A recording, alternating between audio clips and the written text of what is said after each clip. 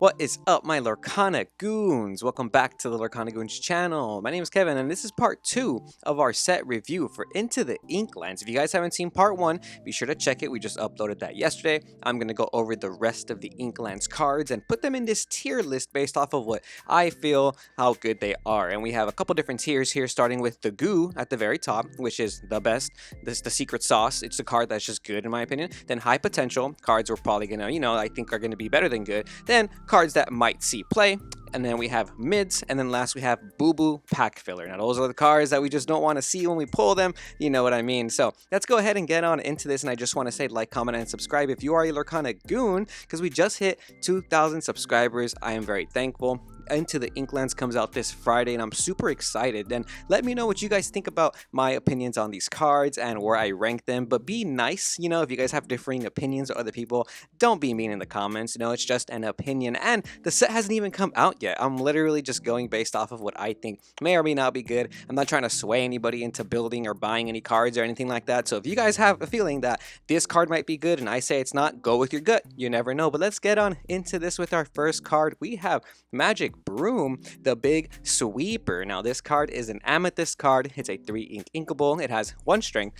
5 willpower, and an ability that says while this character is at a location, it gains +2 strength. So it would be like a 3/3/5 while at a location. You still have to pay that location cost, which is kind of unfortunate. So it is a little bit of a slower card. So I'm gonna put this in the mid mid section, because I feel like if you play a broom deck, this can see some play, maybe, you know what I mean. I don't think it's boo-boo pack filler, because if you are trying to pull broom cards, you're gonna be able to pull this card, you're gonna be satisfied. But now we have Lena Saberwing. Lena Saberwing is gonna be a 2 inkable with 1 strength, 3 willpower that has rush. Now I don't know how usable this is gonna be in the meta, in constructed play. Overall, it seems like an okay card because it does have rush. It is a 2 inkable character with rush, and I feel like Amethyst doesn't have many rush characters that are inkable, which is pretty cool. So I'm gonna put this in might see play, because there's probably some wacky combos that you can maybe use this for with Crab.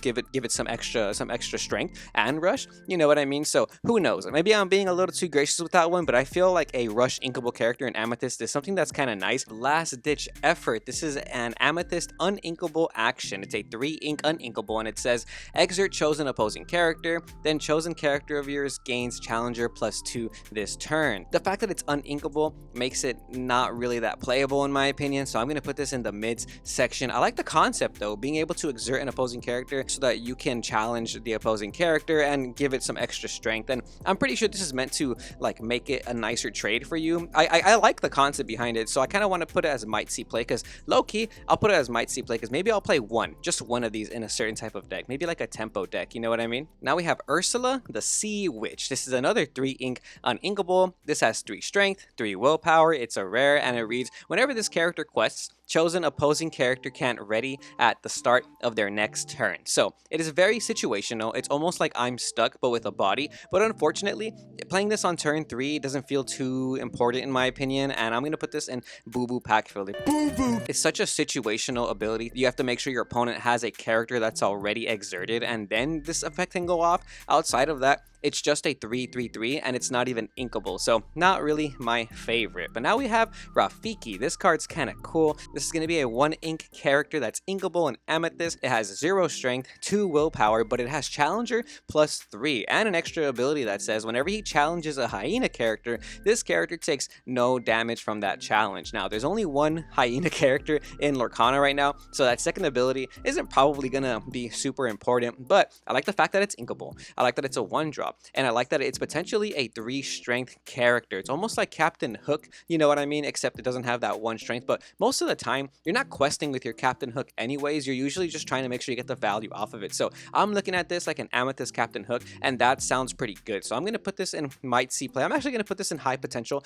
because I feel like maybe you do play this in a lot of Amethyst decks coming up, because you just need that 1-drop that isn't Olaf, you know what I mean. And if you are playing Ruby Amethyst, you can now maybe play 4 of these and 4 Olaf instead of playing 4 Olaf, 4 Mini now, you know what I mean? And this card just gets better when more hyenas come out, and if hyenas start being like an actual thing in the meta, this card card's actually really good, so I will put this in high potential. Now we have Treasure Guardian. This is going to be a 4 ink uninkable Amethyst card that reads, this character can't challenge or quest unless it is at a location. It has 6 strength, 6 willpower, and quest for 2. So moving this to a location will be the most valuable play, obviously. I think combining this with cards like Voyage or other cards that move cards to your location might be pretty decent, especially as a 4/6/6. That body is just really hefty, so if you can move it to a location, then you start getting that value pretty quick. It is uninkable, but I won't put it in mids because I think it's better than mids. I think it's a little better than mids. I'm going to put it in might see play. Some of these cards are cards I might want to play just like 1 or 2 of. If you are playing a location deck, I feel like this might be kind of good.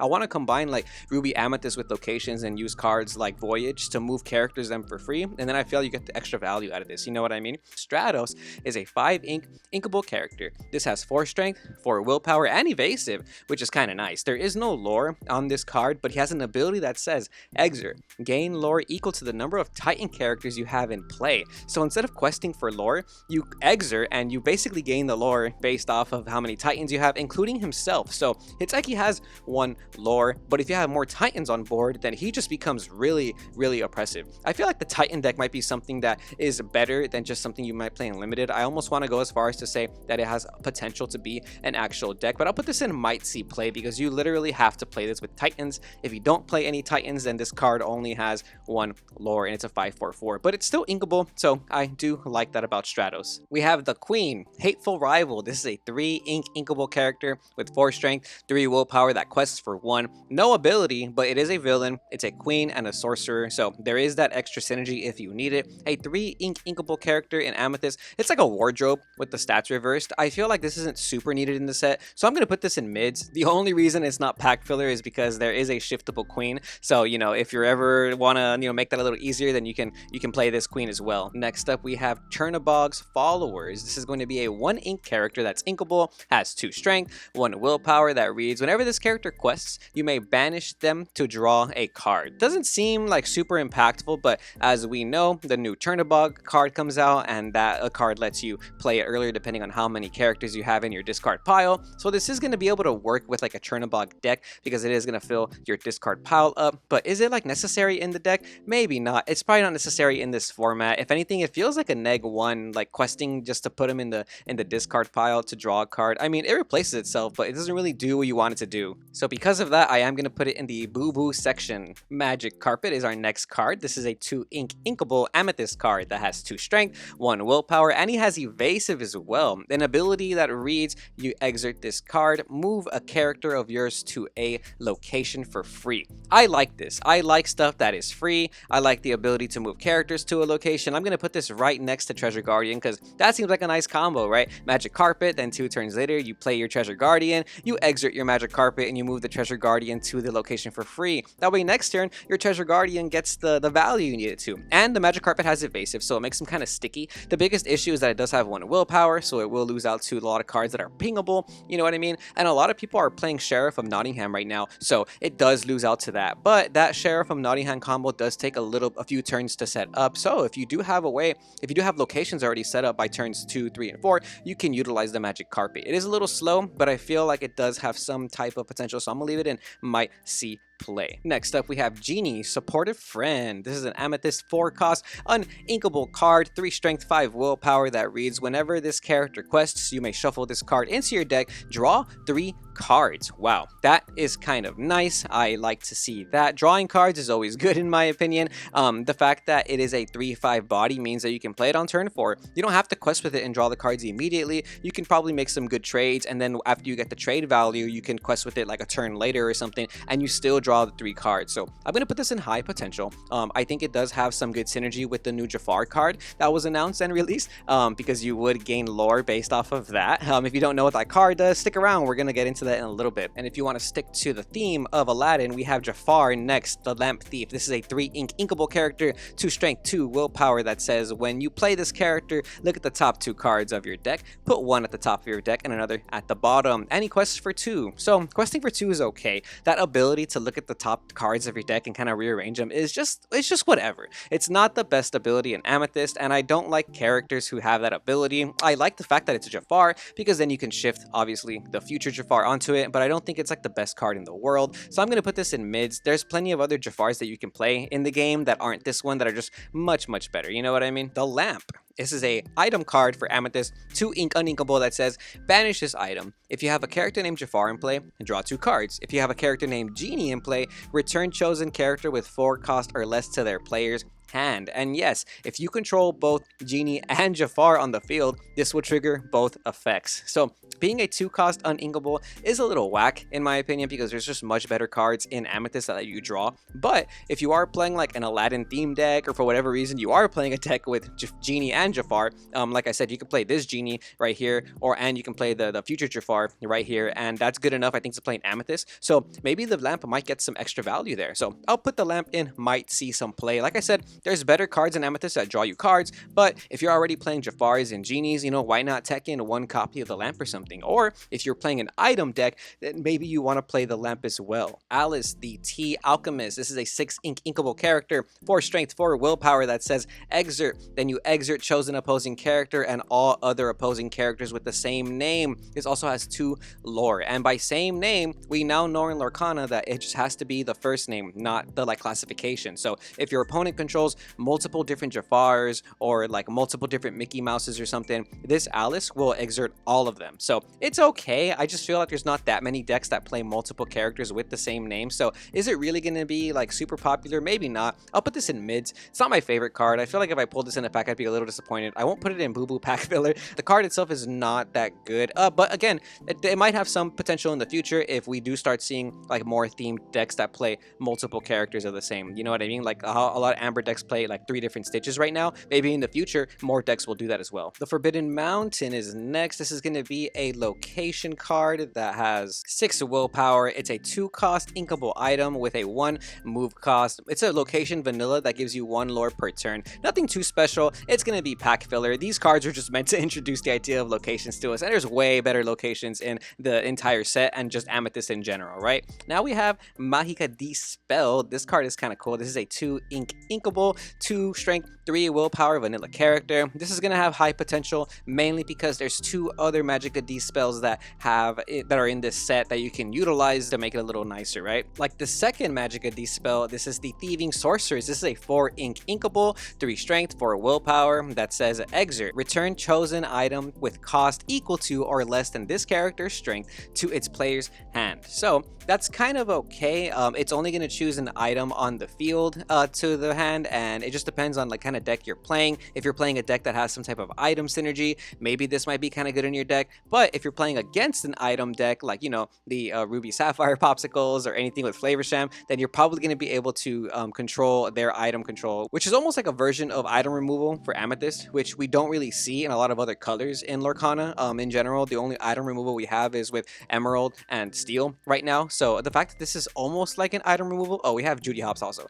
but the fact that this is like almost an item removal is not bad. So I'll put this in, I might see some play. We'll actually put it in high potential because we have another Magica Dispel here that's going to be a 7 ink uninkable character with 4 strength, 6 willpower. It's a shift 5, so we can shift it on top of both of our Magicas that we just went over right now, and it has an ability that says whenever this character quests, gain lore equal to the cost of one of your items in play. And yes, if you have a lucky dime and then you quest with this, you can gain that 7 lore from a lucky dime, which is kind of nice. I think this card is a little good. You know, I'm gonna put this card in the goo because I've seen some people try to utilize this.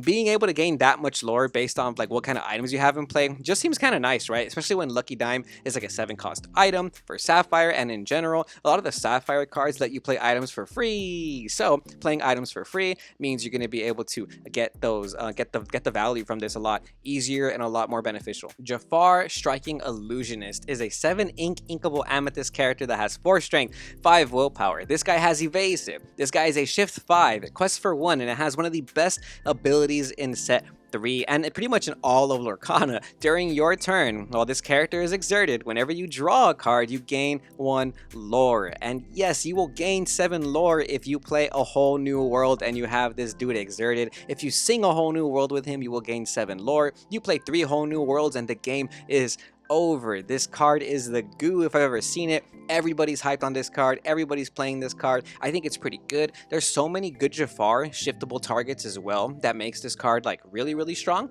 And in general, I feel like this card is going to get people to start playing Dragonfire again and a lot of spot removal. It's super popular right now on ladder, and there's a bunch of sales happening for Whole New World on TCG Player, which is why that card is basically $20 now. And if that wasn't enough, we have another amazing card in Amethyst. This is the Queen's Castle Mirror Chamber. It's a 4 ink inkable location with 7 willpower, so this won't lose to Maui. It has a 1 moving cost and it has 2 lore, so you'll gain 2 lore at the start of your turn. It has an ability that says at the start of your turn, for each character you have here, you may draw a card. I think this is really powerful. I think this card goes in the goo. I think this card is the goo low-key, because if you're playing stuff like Voyage, you can play this early on, and then on turn 5 you can play Rabbit Voyage and then move your rabbit and any other character you had onto this location, so at the start of your next turn you're going to be able to start drawing cards. And like I mentioned, by turn 5 usually the only out to this is going to be Maui, unless they're playing Steel, which Steel just has auto outs to locations, you know, which is kind of crazy. But if they don't have those cards, you're going to be drawing a lot from this card, and I think that's actually pretty powerful. It's a little bit slept on.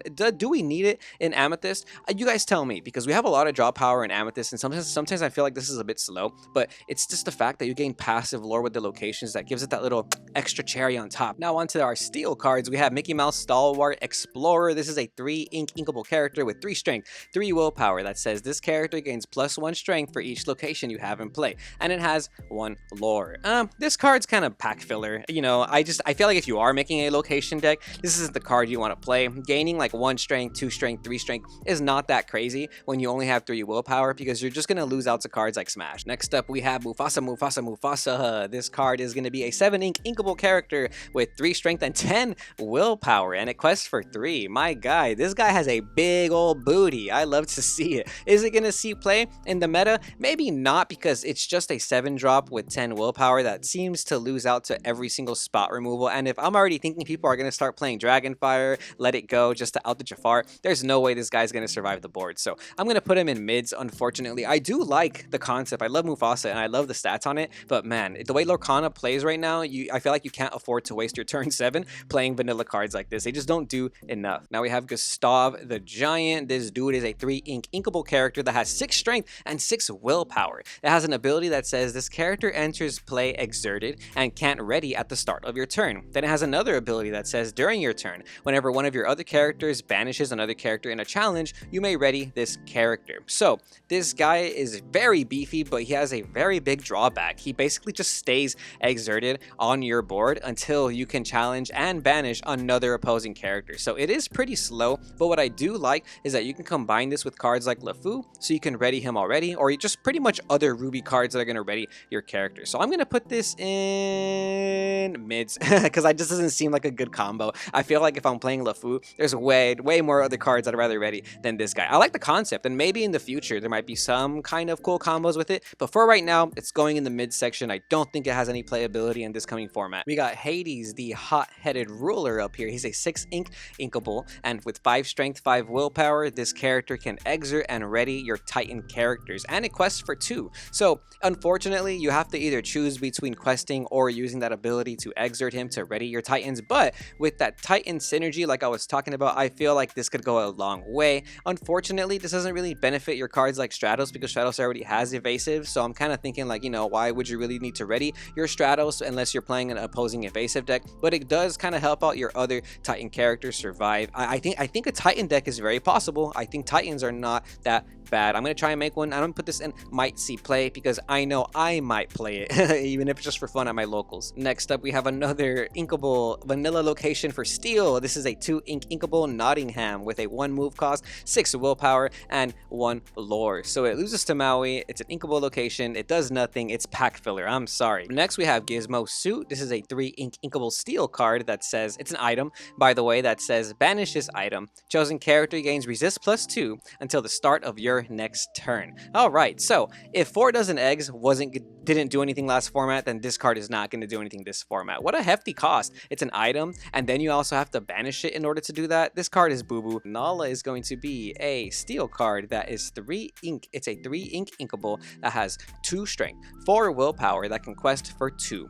This card is whatever's. It just feels more like a piglet, you know what I mean? And if you are playing like an aggressive deck, maybe you play this Nala because the stats aren't bad because you can get that quest for 2. So I'll put it in might see play because we did see people play piglet last format. There is a potential situation where you just need a curve on turn 3 with a character that can quest for 2. So that's not bad. Like the stats on Nala are not bad at all if you just really need to get there. Maybe even in an aggro deck or a deck like the Tiana aggro variant from last format, you'll play something like Nala. Here's some more Titan synergy for you guys. This is Pyros. It's a 5-ink inkable Titan character with 5 strength, 4 willpower that says during your turn, whenever this character banishes another character in a challenge, you may ready chosen character. So you can ready your opponent's character, you can ready your own character, you can combine this with cards like Gustav the Giant. It's just okay. I mean, it honestly isn't too bad because you can use it to ready your own character and attack twice, but it seems pretty situational. And as a 5-ink character, as a 5 cost, does not seem like a card I want to play on turn 5. Razul. This is a 2-ink inkable character with 1 strength,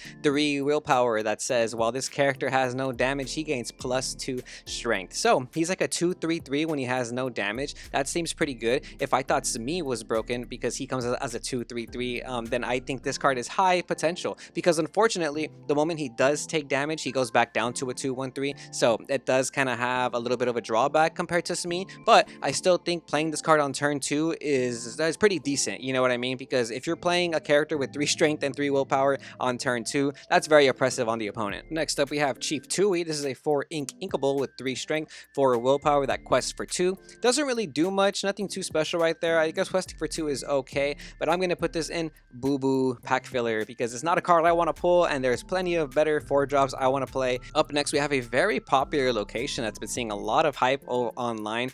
We have the Bayou Mysterious Swamp. This is a 1-ink inkable location with a 1 move cost, 3 willpower that says whenever a character quests while here, you may draw a card, then choose and discard a card. So it's kind of like a Simba and a Cinderella ability that lets you draw and discard like we've seen in the past, but this is pretty cool because it is a location. You can do it pretty much whenever you want as long as the condition is met. And what's cool about it is that this will trigger a lot of cards like the Jafar we were just talking about. Unfortunately, it also does trigger the Prince John if your opponent has one, so be careful playing this against a Prince John discard deck. And there is a very cool combo with this card where basically you set this up with Sheriff of Nottingham and Beast Relentless so that every time you quest with Beast Relentless, you'll trigger your Bayou, you'll draw a card, discard a card, then your Sheriff of Nottingham will trigger, you'll deal 1 damage to an opponent character, and then your Beast Relentless will trigger, you'll ready your Beast again, and then you can quest with your Beast again and trigger your Bayou again, you'll draw and discard, and then you'll trigger your Nottingham again. As long as your opponent has characters with willpower that you can keep dealing damage to, you can keep redoing that play over and over and over again because it does not cost any ink, which is kind of wild. I like that play. Very high potential. If anything, this card is the goo because of that play, because it has synergy with Jafar, and even just the fact that it'll let you draw cards into your deck. It lets you filter out through your deck and look for cards that you need really quickly. So don't sleep on this card. I think this card's kind of good. It is a very fragile location though, but it does have a lot of playability. Now we got John Silver, the Greedy Treasure Seeker. This dude is a 3-ink inkable, 3 strength, 3 willpower that says for each location you have in play, this character gains resist +1 and gets +1 lore. Wow, that's kind of cool. So he'll gain resist plus based on how many locations you have and lore. That seems like a pretty big ability, right? Especially, and he's only a rare. I think this card's the goo, honestly, because being able to make him that sturdy so that he survives lives, depending on how many locations you have, is kind of nice.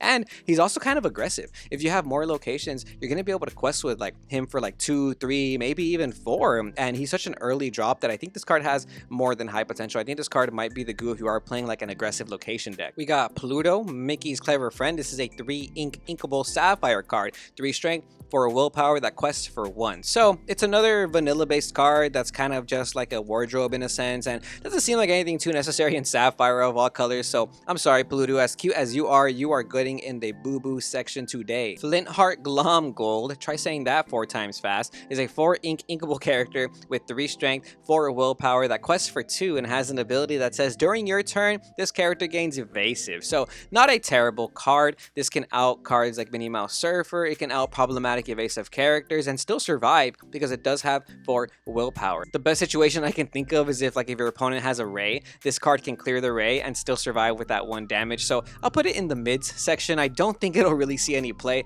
Just doesn't seem that necessary unless people are still playing the Minnie Mouse Surfer package, and even then I just feel like you're better off playing the Steel Jafar, especially now that we have a shiftable Jafar, another shiftable Jafar actually, to go along with that, you know what I mean? McDuck Manor is going to be a 4 inkable location with 9 willpower, 1 move cost that gives you 2 lore at the start of your turn. So not boo-boo pack filler, because I think it does have some playability because it gives you 2 lore and has 9 willpower, but it's probably in the mid section because it's a little bit more playable than the other locations because it doesn't die to Maui, which is kind of cool, but I just don't think it's really that worth it. Now we got Mama Odie. This is the Mystical Maven 3 uninkable sapphire character that has 1 strength, 3 willpower, and says whenever you play a song, you may put the top card of your deck into the inkwell face down and exert it. Okay, so there's way better cards in Sapphire that do this, that give you the ink to your inkwell face down and exerted, and the fact that you have to play a song is kind of whatever's, but it does give extra value to your songs. It's not bad or anything, but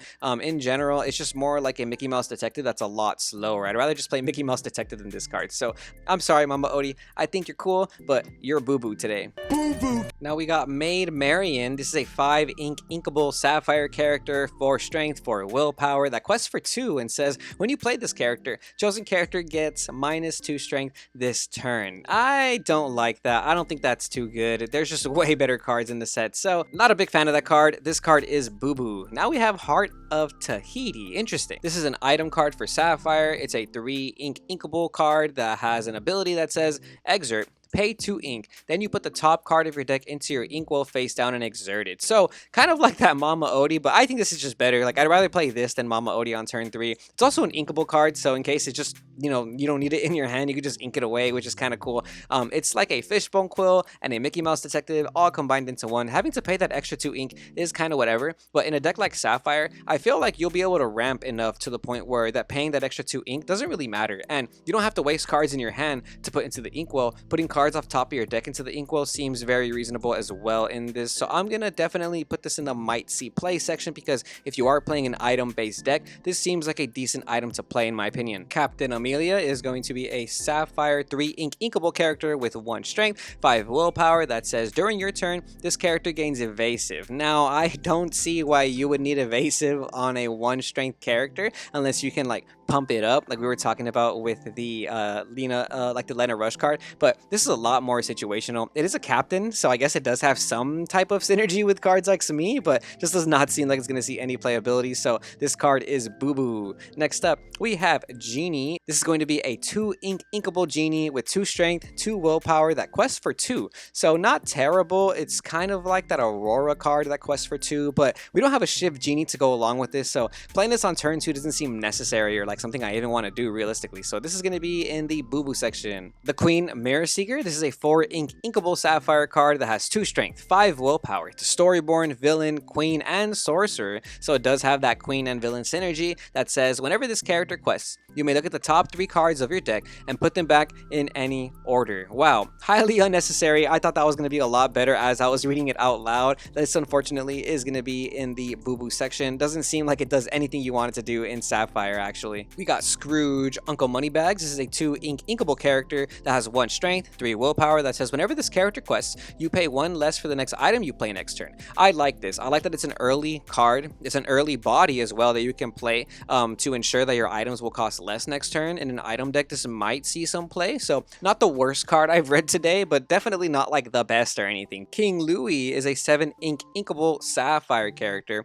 that has 7 strength, 7 willpower, and quests for 3. There's way better cards in Lorcana that quest for 3 that do not cost 7 ink. It is a 7/7/7, but man, do you really want to waste your turn 7 playing a character that does not have any abilities? It might see some play in like a Mufasa deck, but just does not seem like a card that I want to pull from any pack. So this card is going to go in the boo-boo section. Now we have Repair. Repair is a sapphire card. It's an action that reads remove up to 3 damage from one of your locations or characters. It's a 2 inkable card. I don't think removing 3 damage from the location or the character is going to be that impactful. In general, healing in Lorcana is just okay. Cards like Rapunzel are very beneficial because you heal and draw, but just plain old healing does not seem like it's the best, ability in Lorcana. And I honestly feel like, how often are your opponents going to be challenging your locations and leaving them alive still? You know what I mean? I feel like if they're going to be challenging your location, it's probably going to be because they're going to clear it that turn. They're not going to do it over 2 turns. So this card is boo-boo. Now we have How Far I'll Go. This is probably one of my favorite songs in all of Disney, actually. I think Moana is an amazing movie, so I'm really glad we got to see this in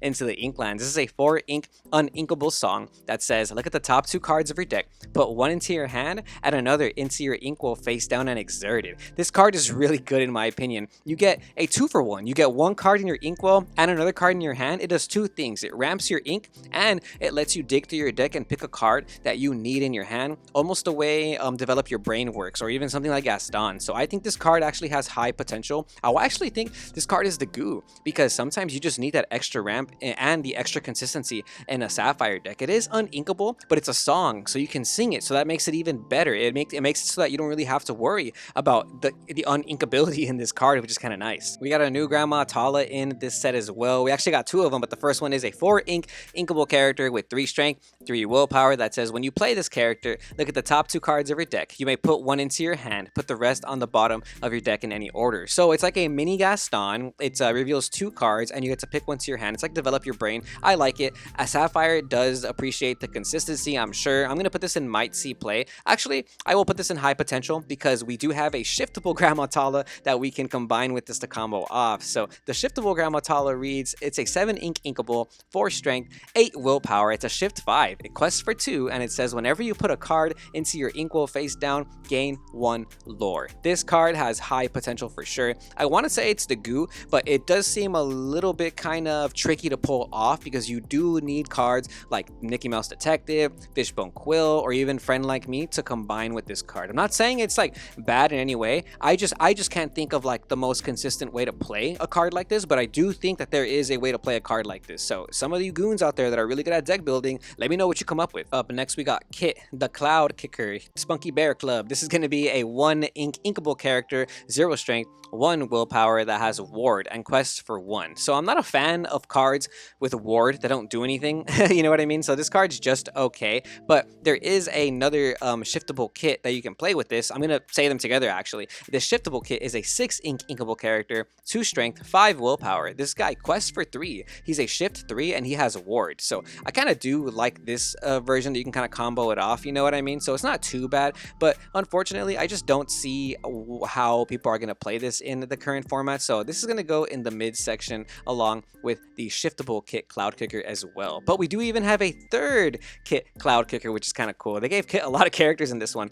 This kit Cloud Kicker is an emerald card. It's a 3 inkable, 2 strength, 2 willpower that says when you play this character, you may return chosen opposing character with 2 strength or less to their player's hand. This card, high potential. Why? Because tempo is very important in Lorcana. And if you have some very threatening 1 and 2 drops, even a 3 drop that has like very low strength, playing Kit the Cloud Kicker will generate a lot of tempo because you're just eliminating a card from the board. So I think this card's not bad, and you can combine it with cards that lower the opponent's opposing strength, like maybe the shiftable Kita, you know what I mean? So that seems like a neat combo. I also want to mention that for the longest time I thought he was riding on a croissant, you know what I mean? I know it's called airfoil, but there's like a foreign printing of airfoil and it's called croissant, and I think it's the funniest thing in the world. Our next emerald card is Friar Tuck. This is a 4 inkable uninkable character with 2 strength, 4 willpower that says when you play this character, the player or players with the most cards in their hand chooses and discards a card. So this card is kind of interesting. It's another discard card for Emerald. I like that it's just a pretty much unconditional discard. Well, the only condition is that your opponent has to have more cards than you, but that seems pretty decent to manipulate. And I like the fact that it can be used in multiplayer. Now, I know I did say this is more of like for the constructed format, but hey, we don't know if we're getting any multiplayer tournaments, you know what I mean? So this card might see some play in the future. I'm just saying, I kind of like it too, because again, that discard option is kind of nice, and I don't feel like that's too crazy of a condition to meet, you know what I mean? Especially if you're going first, your opponent's gonna draw an extra card for their turn, so that gives you the ability to have less cards than your opponent. We got Prince Jan, the Phony King. He's a 5 ink uninkable character, 2 strength, 4 willpower that says whenever this character quests, each opponent with more lore than you loses 2 lore. This card is boo boo. They gave Emerald way too many uninkables in my opinion. This card is way too slow and way too specific, unfortunately, to really do anything in the meta. I like cards like Aladdin, because the little Aladdin Street Rat, like, it automatically makes your opponent lose less lore. Next up, we have Starlight Vial. This is a 4 ink uninkable card that has 2 abilities. First one is Exert. You pay 2 less for the next action you play this turn. The next one is pay 2 ink, banish this item, draw 2 cards, then choose and discard a card. So, not terrible, but once again, Emerald getting so many uninkables just makes this card mids. You know, there's probably like a deck that you can maybe utilize this with some item synergy. Really, paying 2 less for the next action you play this turn is not bad, you know, because that's pretty much free. But, and you know, you really have to find some wacky combos for this. We got Wildcat Mechanic. This is a 3 inkable Emerald character that says evasive. It has 2 strength, 3 willpower, and has an ability to exert, banish chosen item. This card, high potential. I'm really glad we're starting to get item removal in other colors. It's really good and really important, and it has evasive. So if for whatever reason, you know, you're dealing with like troublesome items and you really need to clear more than one, you exert this card and then you pop an item. Your opponent has to have an evasive character, otherwise you're going to be able to do it again and pop another item on the board, which is kind of nice in my opinion. We got Starkey up next. This is a 7 inkable character with 6 strength, 6 willpower that quests for 3. This card is also boo-boo, and if anything, it's just power crept by King Louis, because King Louis is a 7/7/7 that quests for 3, but Starkey is a 7/6/6 that quests for 3. What's the point in that? I mean, I guess it is a pirate, so it does have like pirate synergy with like some of the cards we're going to see into the Inklands, but is it really necessary? Like, when am I really going to play a pirate on turn 7? And why do I, you know what, it's just not, it's just boo-boo, it's just boo-boo. Boo-boo! The Emerald Stitch, the covert agent, 5 inkable character, 3 strength, 3 willpower. It has evasive and an ability that says while this character is at a location, he gains ward. So not terrible. This card comes in the gift set as a promo, but unfortunately it's going to go in the mids section because there are some locations that already give your characters ward, so why do I need to give him ward twice? Just does not seem necessary, because if your opponent's playing any evasive characters or a way to give their characters evasive, it still only has 3 willpower, so it's going to be very fragile, right? Up next we have Cubby. Wow, he just like me for real. Cubby is a 4 inkable character that has 3 strength, 5 willpower, and an ability that says whenever this character moves to a location, he gets +3 strength this turn, and you can move him from location to location to keep manipulating that, but that is going to cost you some ink. Now, do you really need the +3 strength and make him a 6/5? Maybe it has some decent potential, but it just seems like very situational. So unfortunately, Cubby, I do think you're really cool, but you are a boo-boo card. Up next, we have Strike a Good Match. This is a 2 inkable action and song that says draw 2 cards, then choose and discard a card. I love it. This card is really good. It replaces itself and it lets you thin out your deck, and it's going to trigger your discard ability so that you can loop your Sheriff of Nottingham, Bayou, and Beast Relentless play if you need to. You know what I mean? So for whatever reason, if you don't have the Bayou, but you still have those 2 cards, Beast Relentless and Sheriff, you can use this card and trigger that one more time. So I think this card does have high potential. Emerald in general did have a kind of a problem with draw power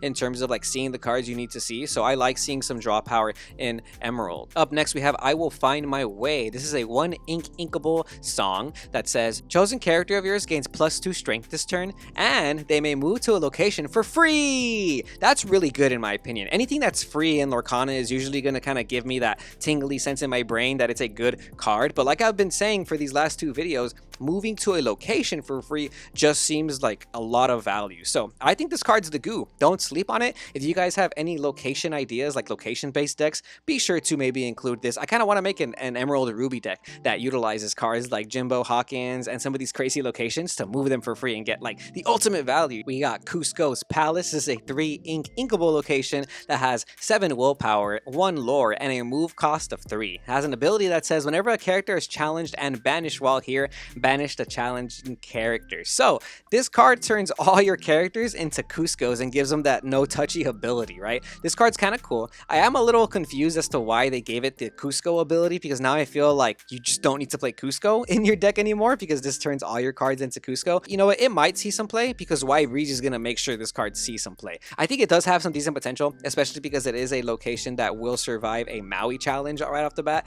and I like it in general. This card's going to force your opponent to challenge the location before they can challenge your characters, because otherwise they're just going to be losing out. Ursula, Deceiver of All. And if you didn't know, by the way, the team Lorcana has already confirmed that this card's getting an errata because it was accidentally printed as a Storyborn, but it's a Dreamborn. So this is a 3 inkable character, legendary, has 2 strength, 3 willpower that says when this character sings a song, you may play that song again from your discard for free and put it to the bottom of the deck. This card's really good. You can trigger Friends on the Other Side twice and draw 4 cards. You can trigger Bare Necessities twice and discard 2 non-characters from your opponent's hand. This is pretty cool. I'm only scratching the surface on naming some songs, but can't even sing with how far I go. It's only a 3 cost character, but still, the potential is there. The potential is there. I feel like this card is the goo, especially when they release more and more songs in the game of Lorcana. This card's just gonna get even better. So this card's probably gonna get people to start playing cards like Smash again, Let It Go, Dragonfire, because if you just leave this sitting on the board, they're gonna get a lot of value. Hey, Accidental Explorer is a 2 inkable character,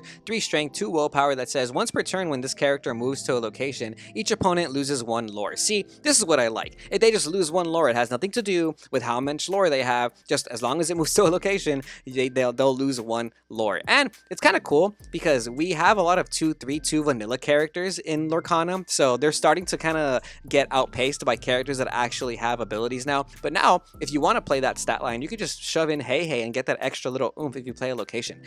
Card's kind of mid though, so I don't think it's going to see much play because it just seems unnecessary. Up next, we have Slightly the Lost Boy. This is a 4 inkable character with 4 strength, 3 willpower that says if you have a character named Peter Pan in play, you pay 1 less to play this character. So not bad, potentially a 3/4/3. Then it has Evasive. So it's a character with Evasive. Doesn't seem super necessary in the format. There's a lot better evasive characters. I do like the Peter Pan synergy, but this card is mids. Webby Vanderquack. What an epic name. This is a 3 inkable character, 3 strength, 4 willpower. We're getting a lot of wardrobe type cards in this set. You know what I mean? A lot of vanillas that just seem to be taking up that space that we needed in the other colors, but this card's boo-boo. There's just so many cards in the card pool now that I don't really see the need to play a vanilla like this in the format. We have another Moana card in this Ruby set. It's a 4 inkable card, 3 strength, 4 willpower that has evasive, but only quests for 1. So doesn't quest for a lot, but does have evasive, so you can clear cards like Minnie Mouse Surfer, you know what I mean? So it's gonna go in the mids section. Maybe there is a world where you do play like a princess deck, and we do have that shiftable Moana, so but I don't think it's gonna like see some play, so I'm gonna put it in the mids. Up next, we got Trigger. This is a 2 inkable character with 3 strength, 1 willpower that says your character's name Nutsy gain +1 lore. Now we looked at Nutsy in the other video, and Nutsy doesn't do anything, and this card doesn't really do anything. Having that Nutsy synergy just does not seem necessary. This card is boo-boo. Boo-boo. Now we got Billy Bones. This is a 5 inkable character. It's an alien pirate, so it does have that pirate synergy. It's gonna have 6 strength, 5 willpower. I think given the cards that we see in this set that help out pirates, this card might see some play. Just because we do have the Jolly Roger in the feature that we'll talk about right now that gives this character rush, so you know, not too terrible. It is a pirate. Maybe you do play it in the pirate deck, maybe not. Now we have Simba, the Scrappy Cub. This is a 2 uninkable cost character that has 1 strength, 1 willpower, but can quest for 3. So it's pretty much like Pinocchio from Amethyst, and I think this card has high potential because if you are an aggro player and you want to play an aggressive deck, why not play a 2 cost character that can quest for 3 the way we're playing Pinocchio? You know what I mean? And I remember when I was playing like an aggressive deck last format, I was thinking, man, we need more Pinocchio cards in this game. Now I got another one, and I feel like there's some high potential right there to make a Ruby Amethyst aggressive deck that just plays the characters that quest for Ch.3. Maui's Fish Hook is a 3 inkable item that says if you have a character named Maui in play, you may use this item's shapeshift ability for free. And by free, you still have to exert it. Yes, that ruling has been confirmed already, but it does have an ability that says pay 2 ink, choose one of these abilities. Chosen character gains evasive until the start of your next turn, or chosen character gains +3 strength this turn. So with Maui, like I said, it's free, so you get that value out of it, but the Maui cards mostly are kind of bad, except for like the actual 5-drop Maui that we all love to use.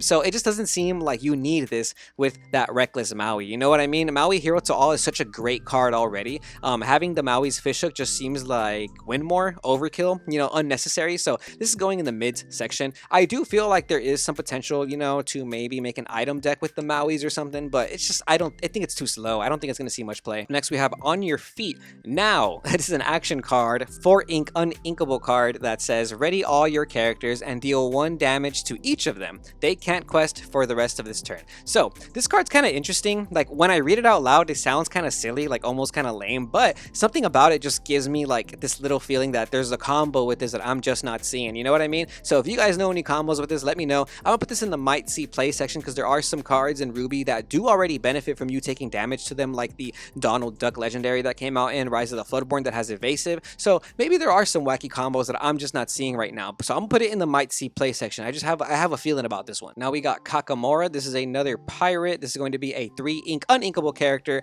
3 strength, 2 willpower that says when you play this character, each opponent loses 1 lore. There you go. Unconditional lore loss. That's a lot better than like some of the other lore loss cards we've seen. But it still seems a little slow. It's not boo-boo, but it's also not high might see play. It's going in the mid section. We have Madame Medusa. This is a 6 ink uninkable character, 4 strength, 4 willpower that says when you play this character, banish chosen opposing character with 3 strength or less. So you probably end up choosing between playing this card or Lady Tremaine. A lot of people were playing 4 of the 6-drop Lady Tremaine in Ruby Amethyst last format, so maybe this new format you play 2 and 2. I like this card. This card has high potential.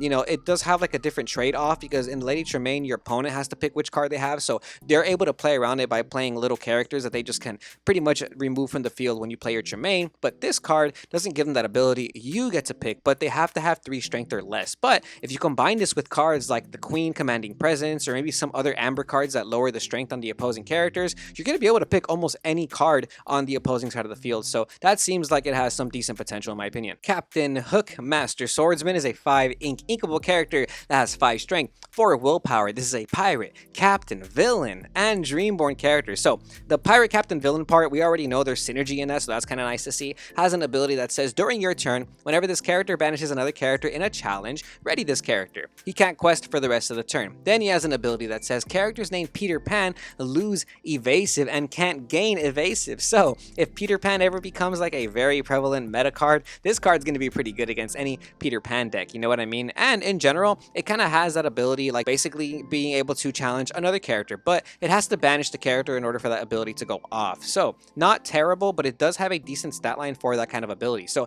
I'll put it in might see play because people were playing Scar last format and Scar was a 7 ink uninkable, you know, and this is actually an inkable card and it's a pirate. So with that pirate synergy, I feel like it's pretty decent. Peter Pan Pirate's Bane is a 6 ink inkable character, Bloodborne hero that is a 4 strength, 5 willpower stat line. It's a shift 4, so you can play it on top of other Peter Pan characters, which is not bad. Has evasive as well, quest for 2, but the ability is kind of lackluster. It says whenever he challenges a pirate character, this character takes no damage from that challenge. So very specific, in my opinion, just maybe not super popular. It might not be super popular in the meta, but if we do see a rise in like a pirate meta, then this card is actually going to be pretty good. But for now, it's going in the mid section. We have Jolly Roger. This is an uninkable 1 ink location card. It has 5 willpower and a cost of 2 to move to this location. It has 2 abilities though, which is always good in Lorcana, right? So the first ability is characters gain rush while here, which is kind of good. I remember thinking that White Rabbit's Pocket Watch was just overpowered because it was only a 1, you know, it only cost 1 to give your characters a rush. So the fact that all your characters gain rush while here, I think is really good. And it has a second ability too that says your pirate characters may move here for free. Free! Oh my goodness, somebody call Larry from Sit and Sleep. Lorcana is stealing his swag because we just have a bunch of free stuff going on. This card is the goo. I've already seen people making pirate-based decks. This is what I've been talking about in the last 2 videos, all the pirate synergy. Very very important because Jolly Roger's actually going to be a meta card, I'm sure. Shout out Earlmeister. He just made a video talking about his Pirate Steel deck. Go check it out. I think it's a very cool video, very short, but he just kind of breaks down his version of the deck and what he's trying to do, and I think the deck has a lot of potential. Up next, we have Hydra. This is a 6 ink uninkable character, 6 strength, 5 willpower that says whenever this character is dealt damage, deal that much damage to chosen opposing character. So that's kind of cool. He does keep the damage, but you can also deal it to an opposing character. So if you use something like Teeth and Ambitions, you can pretty much deal 4 damage to the opposing side of the board. Doesn't seem too bad, but also doesn't seem necessarily like it's going to see a lot of meta play.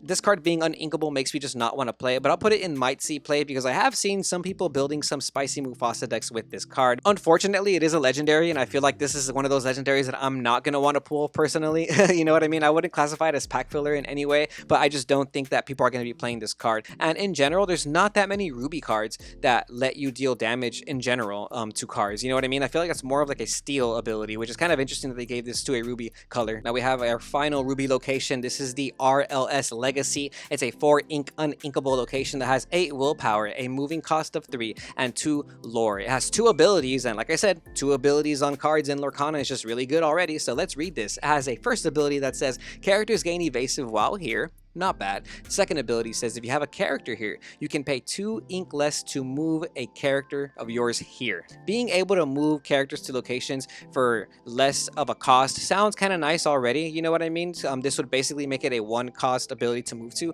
location. It's not free, but it's also not, you know, it's not 3 cost either. So I'll put this in the might see play section because if you're playing a location based deck like a pirate deck and you're combining it with John Silver and Jolly Roger and stuff like that, you know, you will be able to maximize on the value with this card. Now we got Minnie Mouse, the musical artist. This is a 2 ink inkable character, 1 strength, 3 willpower. That's a singer 3, so she can sing 3 cost songs like Let the Storm Rage On or Strength of a Raging Fire, which is not bad at all, and has another ability that says when you play a character with Bodyguard, you may remove up to 2 damage from chosen character. Kind of weird. It just has like 2 completely different effects, you know what I mean? And it just doesn't seem like it's going to see any play, so I'm going to put it in the boo-boo section. Now we have Wendy Darling, Talented Sailor. This is a 2 cost inkable character, 1 strength, 3 willpower that quests for 2. It's okay. Sometimes you do need some amber cards in the deck that just have that high willpower and keep questing. So I think this card has some type of potential. You know, you do get to draw off of it with Rockstar Stitch, so I will put it in the might see play section. The stat line isn't bad at all, and questing for 2 in an aggro based deck seems kind of nice. Wildcat's Wrench is going to be a 2 ink inkable item card that says Exert. Remove up to 2 damage from chosen location. This card is boo-boo. This card does nothing. This is a card that I do not want to see in my packs. Now we got Quick Patch. This is a inkable 1 cost action card that says remove up to 3 damage from chosen location. Another card that's boo-boo that I do not want to see in my packs. What's with these like random little cards that heal locations for just a very small amount? Completely unnecessary. I mean, I get it, you know, because we have to differentiate between characters and locations now in Lorcana. You need some cards that are gonna, you know, keep your locations alive. But like I mentioned earlier, it doesn't seem like there's going to be many situations where people are challenging your locations over periods of multiple turns. For the most part, if I see locations on the board, I'm gonna start challenging them only when I know I can clear it in that 1 turn. I'm not going to leave a location with like 2 damage on it. It doesn't seem necessary unless I absolutely have to. So just in general, I feel like people can play around these cards fairly easily. Now we got Pride Lands. This card is a 2 ink uninkable location with 7 willpower and 2 moving cost. It has 2 abilities that says characters gain +2 willpower while here, so not bad at all. And another ability that says if you have a prince or king character here, you pay 1 less to play characters. So it's kind of like a lantern, but you have to have a king or a prince character here.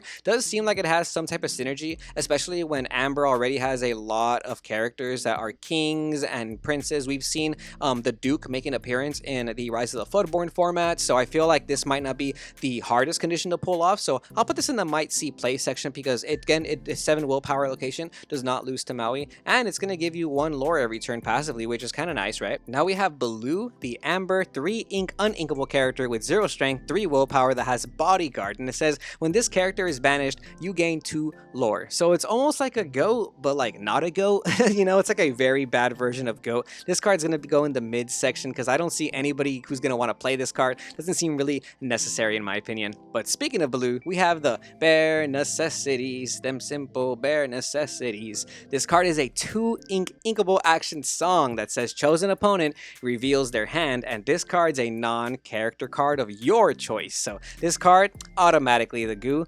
Obviously, we already know what we're thinking. If you're tired of Be Prepared, you're tired of Whole New World, you can play bare necessities, get that card out of your opponent's hand. And it said non-character, so you can actually hit items and locations with this card, and it has that synergy with the Ursula that we were looking over, so you'd be able to hit 2 cards from the opponent's hand. I like this card a lot. Be sure to look out for this card. I'm going to pick up foil versions of this card because this card just seems like a staple in Lorcana in the future to come. You know what I mean? We've been looking for outs to Be Prepared and Whole New Worlds for the last 2 formats. This is it. This card is the goo. Now we have Mr. Snoops. It's a 6-ink inkable character, 4 strength, 8 willpower that quests for 2. Doesn't seem like it's too bad, but it's also just unnecessary in Lorcana right now, so this is going to go in the mids section. Tinkerbell, Generous Fairy. It's a 4-ink uninkable character that has 1 strength, 4 willpower that says when you play this character, look at the top 4 cards of your deck. You may reveal a character card and put it to your hand, put the rest to the bottom of your deck. So it's kind of like a Be Our Guest, but just a little better because you can reveal 4 cards, and it happens when you play. So not a terrible card. It is uninkable, which is kind of unfortunate, but still seems pretty decent. I feel like this card might see some play. It does add consistency to your Amber deck if you need it, but the fact that it's uninkable means it cannot be in the high potential section. If it was inkable, this card would be so good, I think. But, you know, still not bad because it does replace itself with a card from the top of your deck, and it does add consistency. You know what?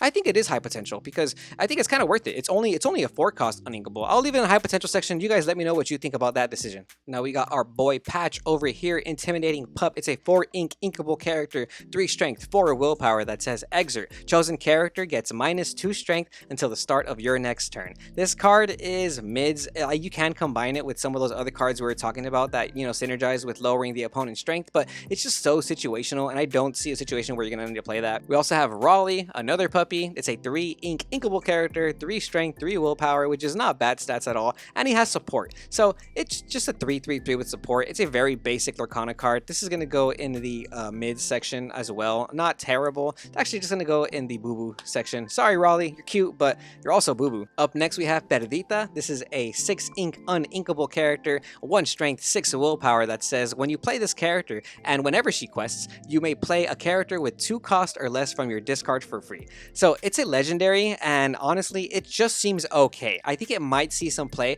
but the ability is extremely situational. You have to have 2 cost characters or less in your discard pile, and that's the only characters you can challenge. So when you're, you know, it does get some value because you can, you know, bring a free card onto the board, but it just doesn't seem like it's going to be that impactful because most 2 cost characters or less are really weak or they don't do enough. You know, I feel like the best card you can get off of this is probably like the 1-drop Pluto, but even then, like, they just get eliminated so quick. And, you know, there is that possibility where Pedrita will get you more cards over time because you can just do it whenever she quests as well. And she does have a high willpower as well, but it just seems like you just constantly need cards in your discard pile for this card to be good. And, you know, is that really what you want to be doing, having cards in your discard pile? And last but not least, we have Chernabog. This is a 10 cost character, uninkable with 9 strength and 9 willpower, and it has 2 abilities that says for each character card in your discard, you pay 1 less to play this character, and another ability that says when you play this character, shuffle all character cards from your discard into your deck, and it quests for 3. So